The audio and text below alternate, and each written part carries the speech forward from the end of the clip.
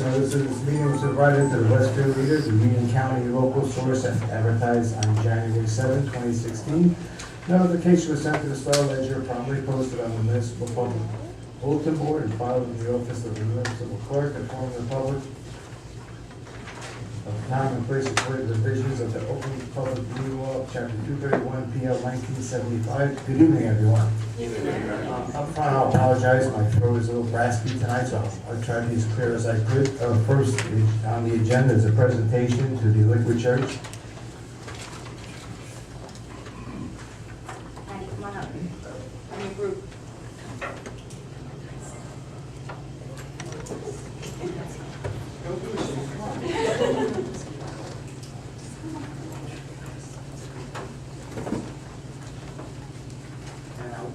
And I'll just say, this is a very small portion of the group that was here making our borough hall look beautiful. Now we'll make this official. Office of the Mayor, Certificate of Acknowledgement. Liquid Church approached the Borough of Garwood to be the recipient of the 2016 Summer Outreach Program. The borough quickly accepted this generous offer. July 15th to 17th, 2016, over 75 volunteers came to participate in the summer outreach program that included painting the municipal public building, a horseshoe pit, and also spreading mulch at the Garwood Sports and Recreation Complex. The members also potted plants that were given out to the senior citizens of Garwood. The borough sincerely thanks Pastor Ron. Pastor Ron isn't here this evening. He had a family emergency. The Liquid Church Outreach volunteers led by Outreach Event Coordinator Patty Anderson.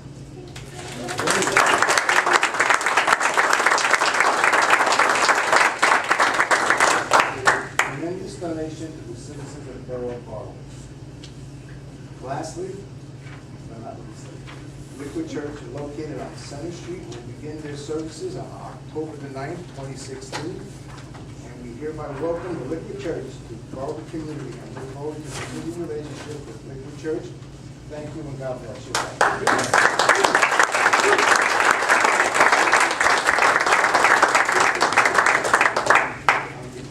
It doesn't work? Well, I think I speak for every one of us when we are so grateful to the community for inviting us and welcoming us, and it really was our honor and our pleasure to come and do the things that we did for the town, and we are looking forward to more partnerships and just working with everybody in the town. We're here for you guys. That's really what we just want to do. We're here for y'all. Thank you. You may work harder than anybody.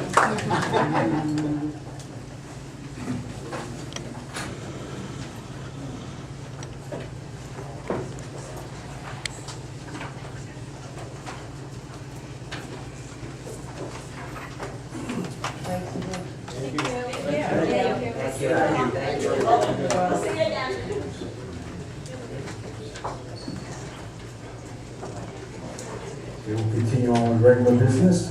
Borough Engineer Don Goriello, please. Yes, Mayor. I don't have much to report except that we're working on a sidewalk program. We haven't heard anything new. I'm sure you've all noticed there's been no news in the newspaper about any legislative act increasing the DOT funds. So at the present time, everything's still on hold.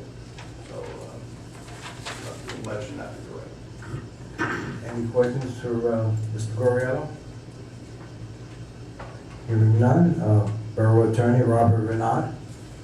Thank you, Mayor. There's a couple of ordinances for introduction tonight that are on your agenda. We reviewed the bids for the the Center Street project, and there were low bid was in order.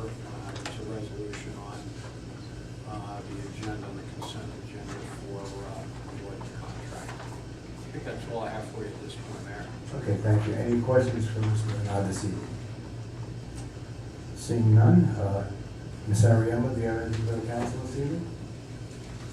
The only thing I have, and I don't know when you want to discuss it, is the adoption of the redevelopment ordinance. when that will take place and where. I think first, as you all know, on the agenda, we're canceling the meeting of the 9th. That was my suggestion, so we can have the more flexibility of picking a date this month. And I believe, Ms. Ariamba, you went out and said, look for some dates for us? Well, depending on what you want to do, I would imagine you want to hold that meeting somewhere else. If you- That was my first statement, that we're gonna have a larger venue to have it at. So I contacted the school to find out what I needed to do to make, have a meeting there. I got a facilities use form and I have some dates. You would pick a date and then I have to publish it. I have to publish the ordinance and notify the newspaper of the special meeting. So, pretty flexible, August 10th or 11th, 15th, 16th, not the 16th, 15th, 17th, or 18th, any of those five. Any input from the council? Yeah, I just want to say, I'm not on board with canceling the August 9th meeting, and I would prefer to have the adoption of this after Labor Day, when more people are paying attention. I think it would just be to go the extra mile, rather than put it in the middle of August. I think it would be a real, it would be a good outreach to the community if we did it after Labor Day, when people are around and focused on things. So, I mean, to the people of Garwood, I can't see what 2 to 3 weeks difference would make. So that would be my suggestion. Thank you. I wholeheartedly agree with that, totally. For the benefit of the taxpayers of Garwood.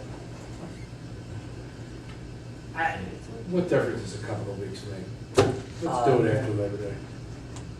Councilman, a lot of people are away, it's the summer. I think Just suggested that. Agreeing with you.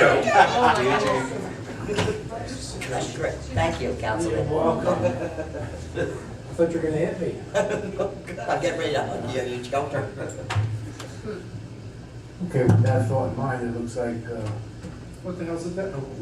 What's the difference? okay, we'll still have the 9th of August on the agenda for cancellation. Then can we assume that September 13th will be appropriate for everyone? September 13th is a regular meeting? Okay, Is it a regular meeting? I don't have that's to- correct. It is the regular meeting. I was just thinking of changing it to the school, but then you might have a conflict. What about the week before?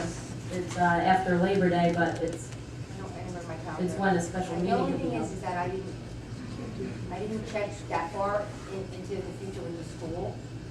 And of course, summer is easy, because, probably it was easy for me to get a lot of dates, because she said there's nothing going on, but you'll have to give me a chance to Okay, see, so I guess you can just, next meeting, if you set the date, then I need a little time to notice, because you have to notice. Our newspaper, you have to tell them the week before that this guy's on the paper next week. You know, why don't we just have the regular meeting and then just have it at a different venue? That would be my suggestion. Our regular September 13th meeting. So is that, how do I, is it, do I Change location. move a meeting just the same way, 48-hour notice, or do we have to cancel and? Yeah, we could we could move the meeting with 48 hours notice, Okay. just, but I wouldn't do it 48 hours, but yes. Yeah, well, I'm no, we're just, shooting for September now. I'm just citing the law. Okay. Okay. We don't really do that special. Well, No, that's that's- that's what the question is, and it's actually a little more complicated than that. The question is, whether it becomes a special meeting if you move it. I don't believe so. I mean, my suggestion would be that you could do the meeting, advertise that you moved the location, post it on the door so that if anybody does, it's not like we're in Woodbridge or something, where it's gonna take people 15 minutes to get there. Post it on the door, and then if anybody comes, they'll see that we're wherever we're gonna be. Okay, no problem.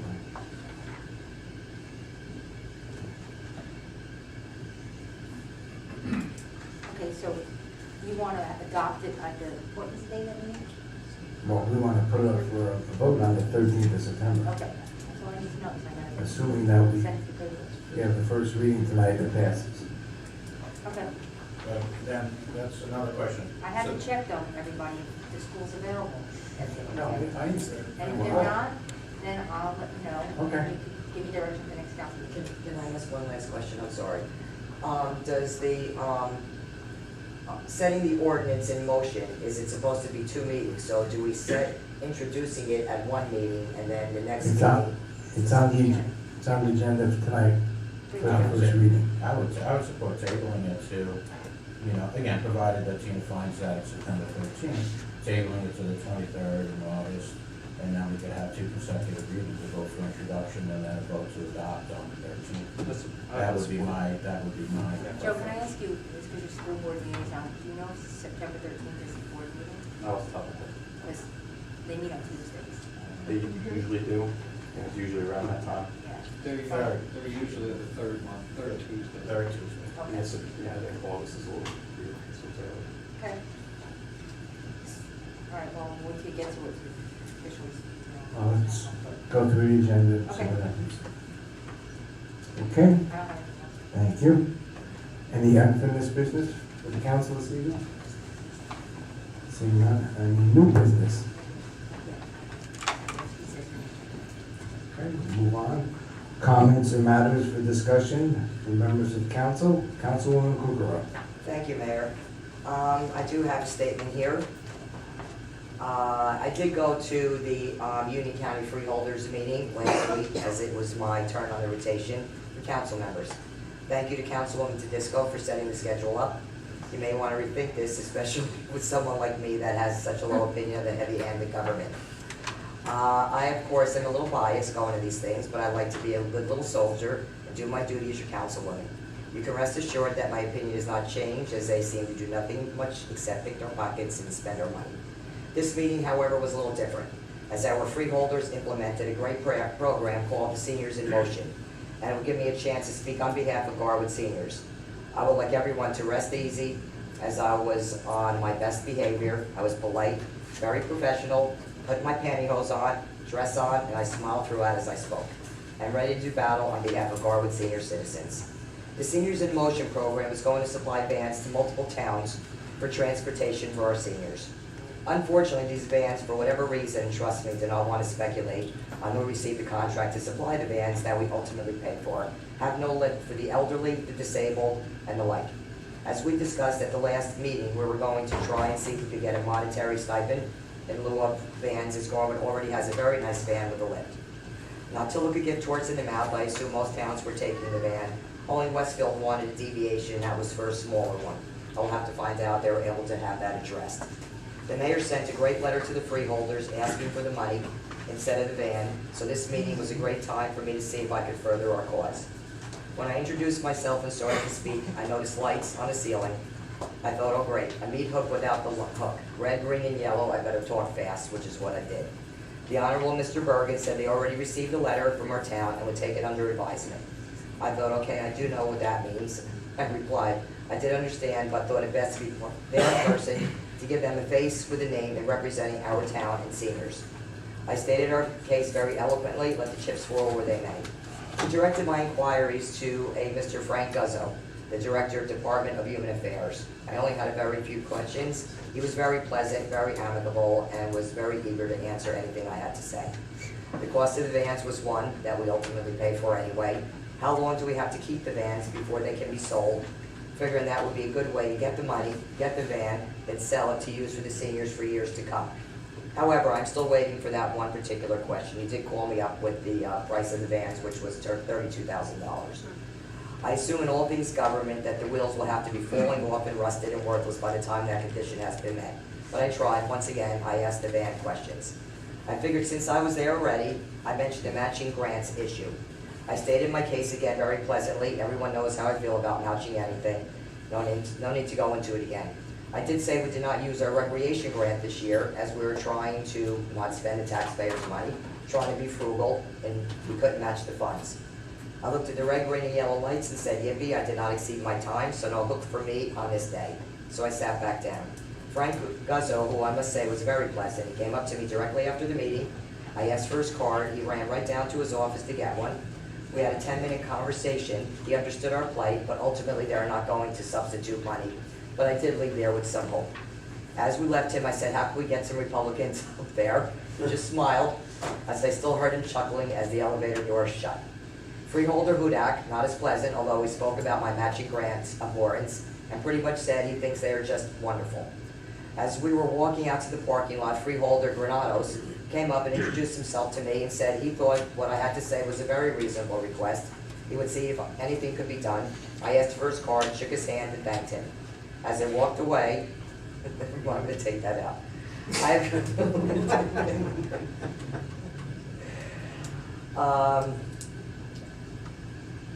I would say this, I would certainly walk away with a joker face on if it meant helping our fellow residents. However, I draw the line in selling my soul to the devil to do it. I did learn one other thing as we left that meeting, that when Freeholder Hudak responded that he loved matching grants, I raised my hand to counter what he said, and Mr. Bergen shook his head no. So next time, I'll have all my questions prepared, some rebuttals, and take another bite from the proverbial freeholder apple, so to speak. And that was my second experience at a freeholder meeting in my entire lifetime. So thank you, Councilwoman Tedisco, for setting it up. I'm Super learning go. much too much as I'm going along. So that's all for my report, Mayor. Thank you. Thank you. Councilman Martin? I'm overwhelmed by the entertainment value of the councilwoman's report. I have nothing. Thank you. Councilman Matthew? Yeah, I guess since it's campaign season, I get a lot of complaints going door to door, so forgive me. Street sweeping, 200 block of 3rd Avenue. Well, how do we schedule the street sweeper? How does that work? What were you asking? I guess the head of the streets and roads, and Well, the street sweeper is scheduled to go out this week. There's no real schedule for it. It's when they have the time for it and when it's needed. They did street sweep the entire south side, and they worked on the north side about a month and a half ago. okay. So I just had a couple of inquiries on the 200 block of 3rd Avenue, so just pass that along. One other thing I had, and Tina, this probably is for you. I had a question about a bank-owned building on the 500 block of Locust. You probably know the property. It's still, I think it's owned by Wells Fargo or something. Actually, looks not in bad shape. But it's been owned by the bank a long time. Do we maintain any contact with them, or do we know? Yeah, by law, they have to send me a letter saying who's responsible for the property. Mhm, And that law went into place like in 2009. mhm, And I have all those letters in one folder, and when I get one, I copy it to the tax department and to the police department, mhm. because they would be the ones that handle property maintenance and whatnot. And tax would handle any, if there was delinquencies. I could look in the file and tell you who the contact is for that property, if you feel like that it's easy. Yeah, actually, for me, it's a bit of, actually, I didn't think it was, but I'm just curious because I wonder how long a bank holds a property before they relinquish it. You would think that there would be some amount of money, and then they, Really long, you'd be amazed. Yeah. Did you say it's on Locust? it's on Locust. You probably know the property. It's like in the 520s, I It's think, been like that for over 5 years. for 5 years. It's so long. Because you would just think with the paying the taxes and the upkeep at some point. But you I'm would- gonna look, I'll look up. Yeah, and Tina, not to push that on you, if you have anybody who's a contact, just out of my own curiosity and to get back to this constituent, Public record. I would just like to know. You can have public record. Great. Have the letter. Great, thank you very much. That's all I have. Yes, Councilman Matthew. I did look into this quite a few months ago. It was brought to my attention. I did go over there and look at the house. The neighbors have been plowing the driveway and taking care of the maintenance on the outside of the property.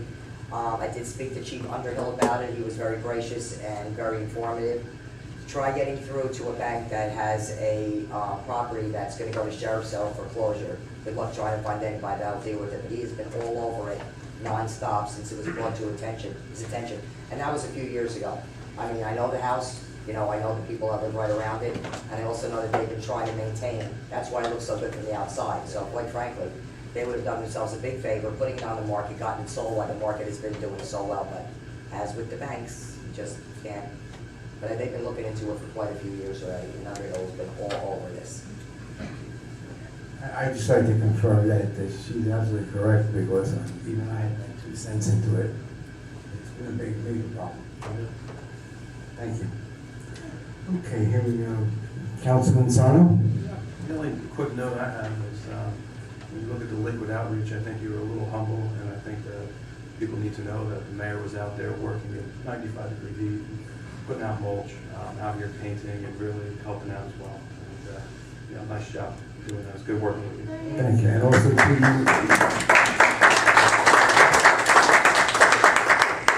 I must add on your behalf, you were here all day Saturday. How did the concert work out? Hey, we skipped out in the rain and Coldplay was very good. Thank you. And thank you for your thoughts. Councilwoman Tedesco? Nothing tonight, Mayor. Thank you. Council President Petrozelli? Thank you, Mayor. The only thing that I really need to discuss, and while we have Don here, is we have, there was an email sent to us from the owners of 609 East Street, and they were asking council people to come by, but I really want to get your opinion, Don, on that. That was the house that was being sold, and people wanted to buy some of the property, and I guess there's a right-of-way there. And I just wanted to see what you thought about that, as far as, if that's something that we should do from an engineering standpoint, is that something that we should not do? Well, the borough has a 60-foot right-of-way or 66-foot right-of-way, the entire length. And it seems to me that you don't want to give away a part of it in one location. You want to maintain that right-of-way. There was a comment in the, I think, a letter that went out about squaring it off. You just can't square the property off, because if you were to square it off with the front line, you'd go 60 feet out into the street. So, I mean, the people who live there, they've been using the property for 50 years. I think nobody cares about that. And I would suggest that that's what continues. I mean, there's nobody stopping them from using the property. And I doubt whether we'll ever pave it. Maybe not in my lifetime, but who knows? One of the problems is the road right now is only in Cranford. So Cranford has nothing to say about our half, and we have nothing to say about their half. If we decide to make that a two-way street, the other half of the right-of-way would come out of what we own. I don't know how the road came into existence. It probably, the houses that are on it look like they're maybe 50 years old, or maybe a little older. But probably when it wasn't even a street, it was a paper street, until they decided to build those homes, and they put just enough pavement in there to make it work. But I don't know whether the town would ever want to make that a two-way street. And I don't think you want to give away the right-of-way. Thank you. Okay, we'll proceed on with the meeting with public comments. Is there anyone in the audience who wishes to address the mayor and council? Please step to the microphone, state your full name and address. Please keep your comments to 3 minutes. Good evening, everybody. Jen Blumenstock, 315 Spruce. I just want to address the moving of the adoption meeting after Labor Day that was discussed before. I think that's a good idea. I do agree with that. However, kind of have a problem with the fact that I question the motives of some of the council people up here as to why they would want to do it, because they've been so vocal about the plan already. They obviously have come to their conclusion already. If we could use this next month or however many days it is to talk to the people who are out there, get their opinions, because there isn't just one opinion, and I think that there are residents out there who have varied opinions on this project. There's pros and cons to any project, and I think we need to get out there and talk to the people about that. I hope that the council people up here will do it. Some council people have, remained quiet on the issue, because I do think that they are looking into it still and talking to people. Other council people have been very vocal, and I get a little afraid that this is just a re-election tool, that pushing it off to get people in here and get passions raised about it, rather than really going out there and seeing what the people are saying. So that's really just my 2 cents on there. I hope that you do take the time to go out there and speak to the people who might not agree with your particular opinion on this at this point. And so, will they sway you? I don't know, but I think that is your job as a council person, is to go out and speak to not only the people who are on your side, but the people who may have a differing opinion. So, thank you. Thank you.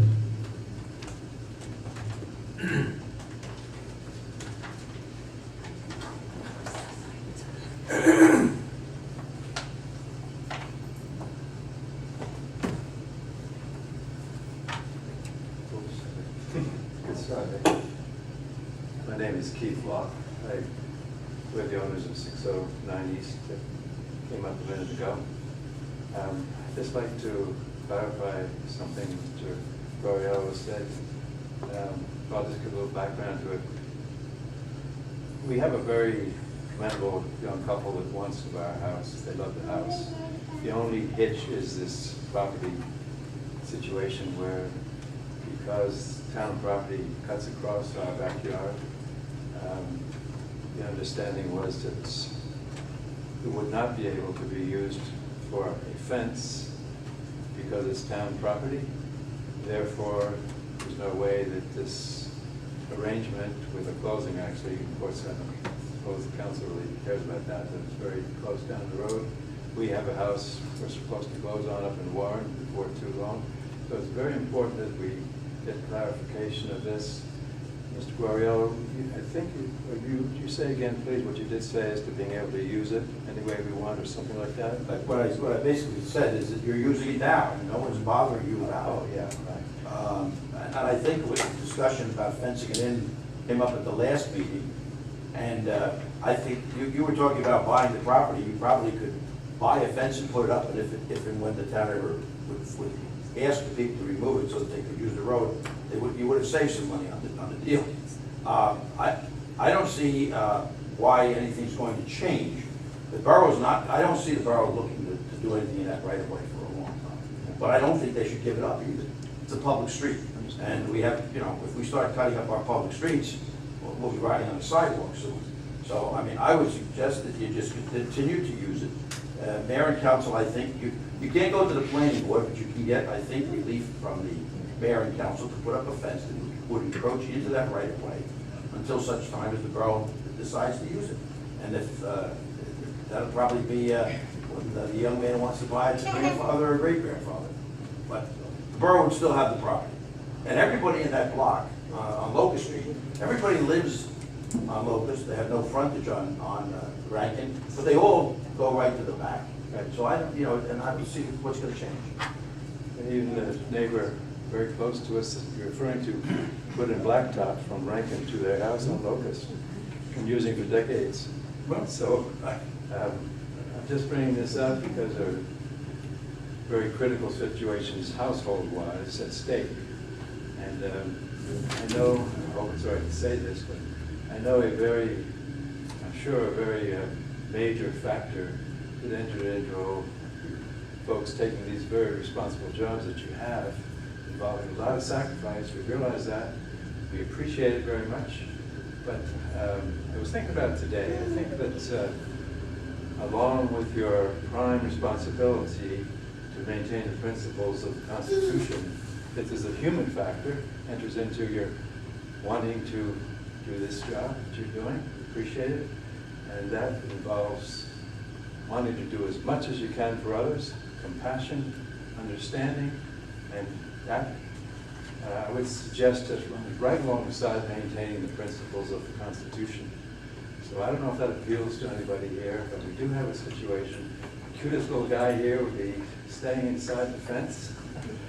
I don't know how much these things affect us, but I just wanted to bring this up, that we're hoping that tonight there might be enough leeway granted for what needs to be done, that land that is not usable for anything else might be granted. There's no mitigating factors to prevent it in relation to the Constitution. If our consciences and our affections, should we say, maybe not the best word, are carried, maybe something could be arrived at where these young folks, very commendable, that want to stay in Garwood, and I think that's cool. So I just leave my comments with everybody to consider. Thank you very much for letting me speak. Thank you. Mayor, if I may speak to that at the end of public comment? Yes, thank you. Thank you.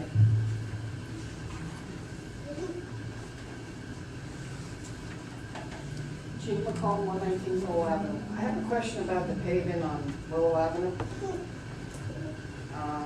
The halfway, it's done.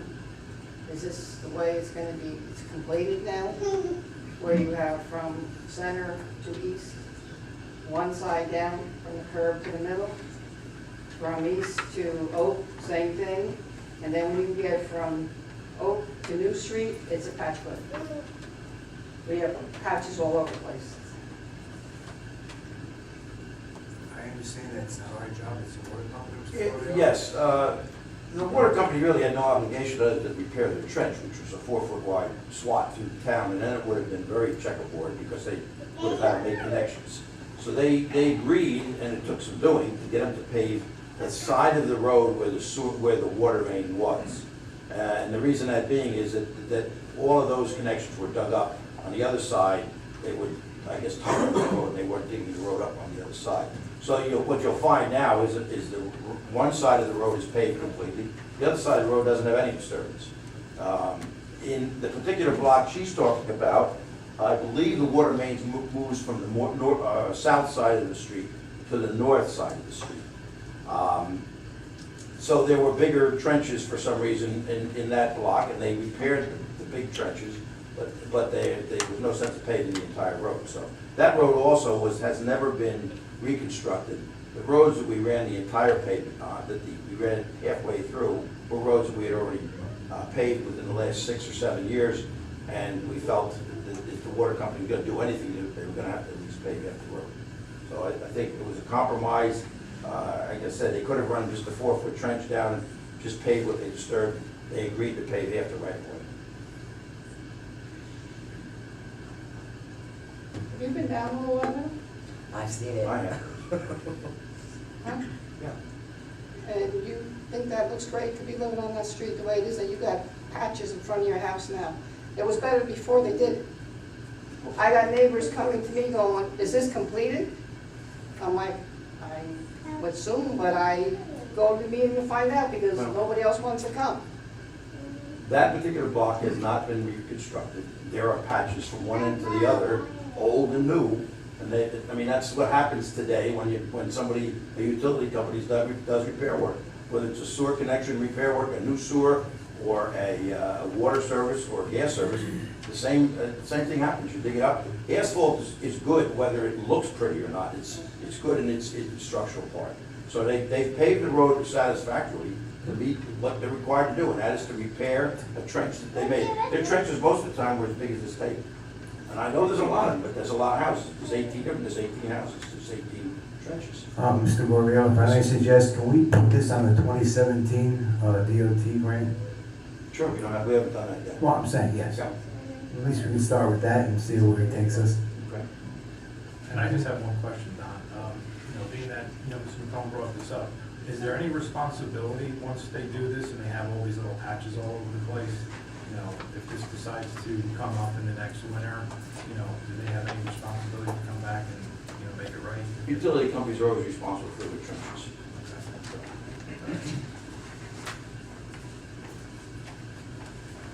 Anyone else? Step forward, please.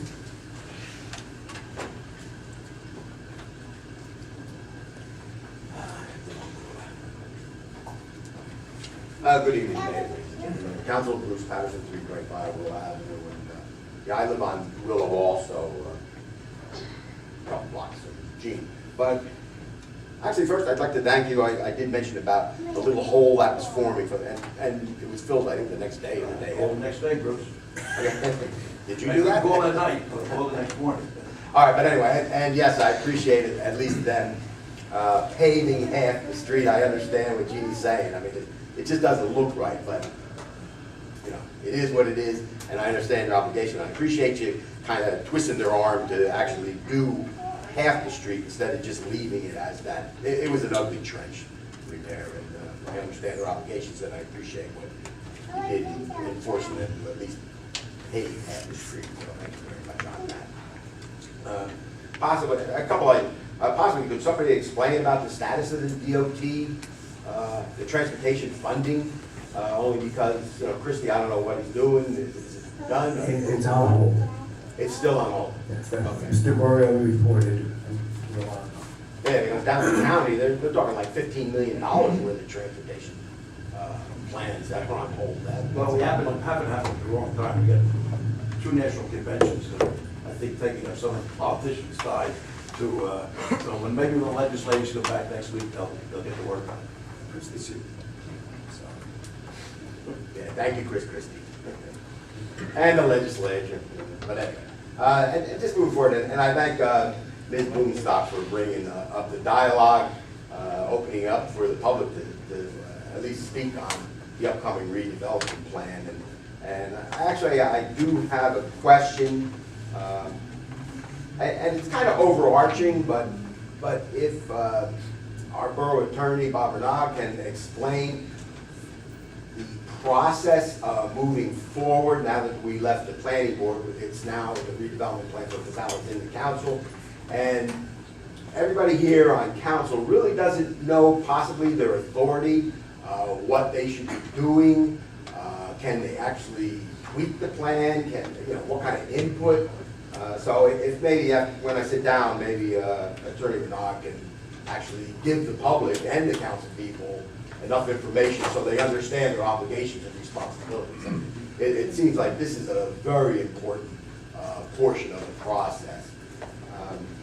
I guess just another thing on the same, the public meeting. When the public's going to come in and they're going to speak, you're talking about where you're going to vote right after that. To tell you the truth, that doesn't give us warm and fuzzy feelings that you're actually listening to the public. That, whatever this meeting is that the public's going to speak, I'm sure there's going to be enough people speaking for it and against it. So at that point, when the public meeting is then adjourned, that portion, you're going to be voting. And that doesn't seem right. It really seems like you should deliberate further and maybe the next meeting come to a conclusion. Thinking about what the public is actually saying and give a long, hard thought to the deliberation. I mean, we are facing something that we've never faced before. I mean, this is a very, very large project over Casal. Percentages worked out is it's going to increase the population by 12%. The housing stock, or the residential units, let's call it, is going to be increased by 17%. The rental ratio will be up near 50%. These are large numbers that we're facing, and this is something that really does take a lot of deliberation, a lot of critical thinking, and like I mentioned, maybe Bob can explain what the council should be doing actually. So I appreciate, everybody's thoughts on that, and I look forward to Bob's explanation. Just one last thing. And Ms. Blumenstock did mention it. She says it seems to be a real election tool. And to tell you the truth, it should be. It actually should be. Only because this is a major issue, a major development going right in our downtown. And to tell you the truth, I mean, it's going to be a lot of heat on candidates of both parties. And hopefully, they have their thoughts and ideas in line enough to explain their philosophy or what they feel. So, I mean, by all rights, it really should be a re-election tool. So, thank you very much. I look forward to Attorney Bernard. Mr. Arnall, would you like to comment? Mr. Patterson's question. Sure. Thank you. Well, I almost don't know where to start, but let's see. You only have 3 minutes. Okay. So shall I start with the process itself? You have you know what's gone on so far, I assume, and I assume Mr. Patterson knows what's gone on so far, which is this process started by the mayor and council adopting a resolution authorizing the planning board to undertake an investigation as to whether a specific delineated area should be an area in need of redevelopment. The planning board then followed the statutory process and made that determination and adopted a resolution and recommended that the governing body find that the delineated area be designated as an area in need of redevelopment.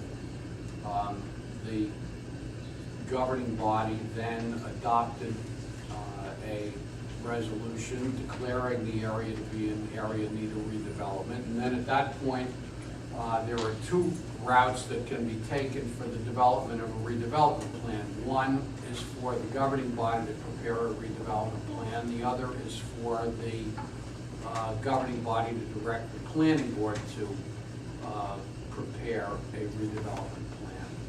The governing body opted to have the planning board prepare the redevelopment plan, which it did, had several public hearings in accordance with law, and then adopted the plan and recommended that the governing body adopt it. So that's the status, that's where we are, is you have an ordinance in front of you to adopt the redevelopment plan. You can vote for it or not. Those are your choices, or I should say you can vote for it or you can vote against it. So those are the options that you have with respect to the redevelopment plan. I should mention, I guess, for those members of the public that are here, or anybody that might hear about the meeting, is that there were at least two issues that are intertwined with this particular development. One of them being actually the main issue, which is probably has two parts to it, which is the constitutional obligation that each municipality in the state of New Jersey has to provide for a realistic development potential for affordable housing. And that constitutional mandate that the courts have declared requires municipalities to provide for a certain amount of affordable housing. And if they do not allow developers to institute what's called a builder's remedy lawsuit, so that if affordable housing is not provided, the borough is open to a lawsuit. Currently, we are immune because we have been moving forward with a potential affordable housing plan, what's called a fair share plan, that incorporates this South Avenue development. I can't get into all the aspects of it because it is not just potential, but it's pending litigation, and I don't want to prejudice the borough's position. But I have to say that the declaratory judgment, the possibility of a builder's remedy lawsuit being a viable possibility for a builder, and the redevelopment plan are all tied together. So it's not simply a yes, I like this plan, no, I don't issue. Well, the council, when it assuming that it passes this ordinance on first reading, and then when it comes up for final passage, those are all discussions that I and others that are involved with the litigation will have had with the council before the vote. Thank you.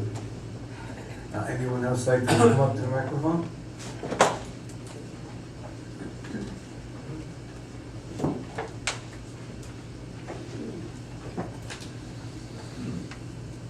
Andy Bloom's 315 Spruce. I just wanted to respond to Mr. Patterson's comment. Speak to the dais, please, not a...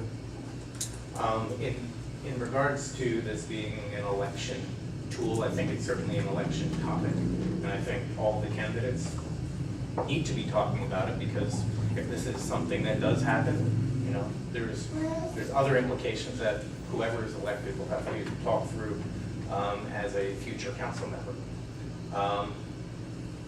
What I do have a concern with is that the business of the council by our current elected council members is ignored, and implicitly the can is kicked. So it goes to whoever the new elected officials would be. And honestly, I don't like the idea of it implicitly becoming a referendum. I think we should move course. If course should move us in the direction that the election comes and goes, and it is the new council, I think that is what it is. But I have a concern that it is being turned into a referendum by continuing to stall. Thank you.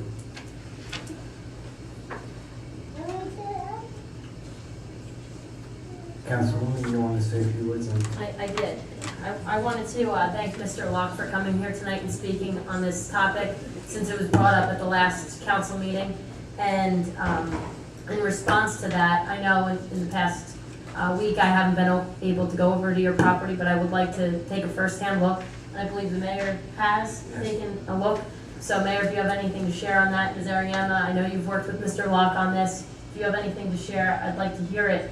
Also, Mr. Renaud and Mr. Goriello had presented us an idea where we wouldn't have to give up the borough property, but we could strike a compromise, where for now, putting a fence up would be permissible, and then down the road, if the borough were to expand the road, that perhaps it would then be an encroachment issue. So I see time mattering on this issue. I brought that up last time from the resident who spoke on the same topic.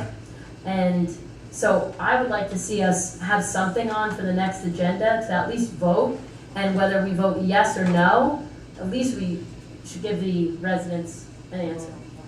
Vote on the compromise that Mr. Renaud and Mr. Goriel spoke about. Well, that's to put a fence up, correct? It's to allow them to put a fence up. That would be, they would make application, they Mhm. have an application, they would go to the zoning officer, he would reject it because it's not their property. Then it would come back to me, then it would come before you, and you voted by resolution.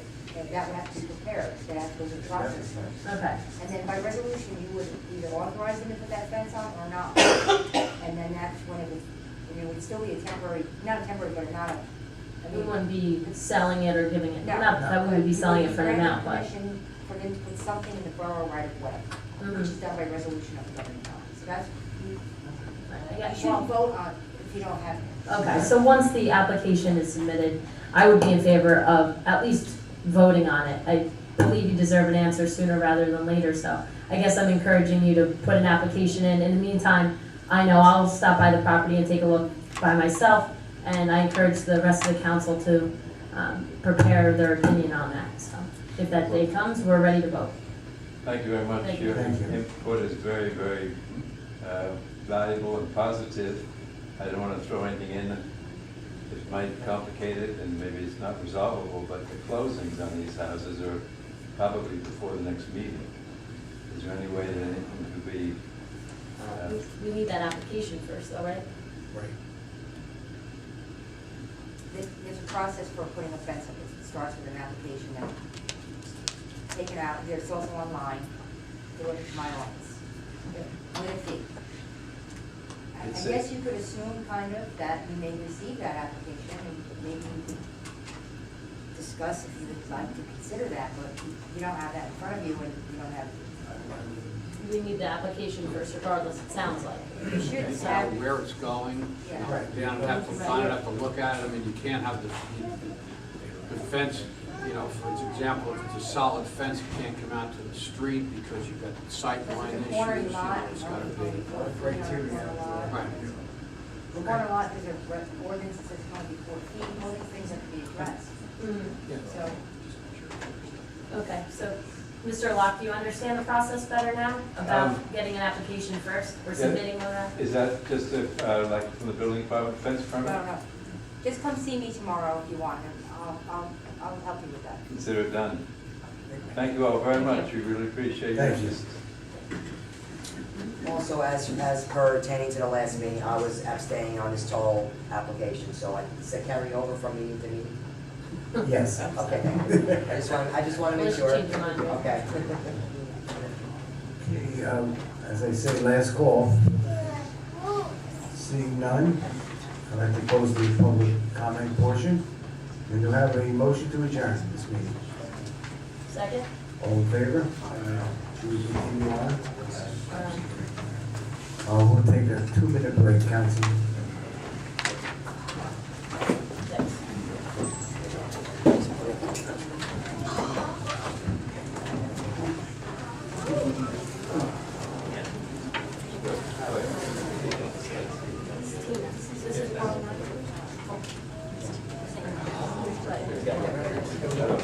How are you?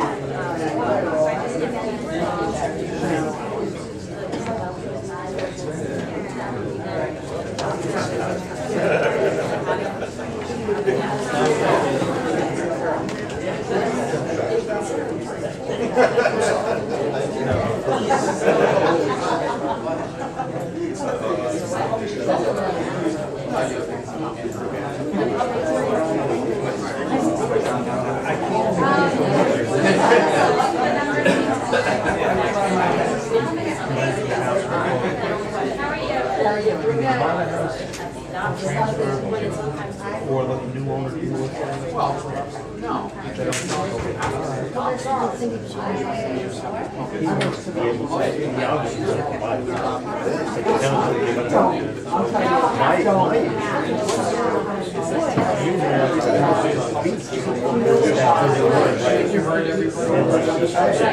One guy already cut a driveway for a neighbor, and he parks his car back there.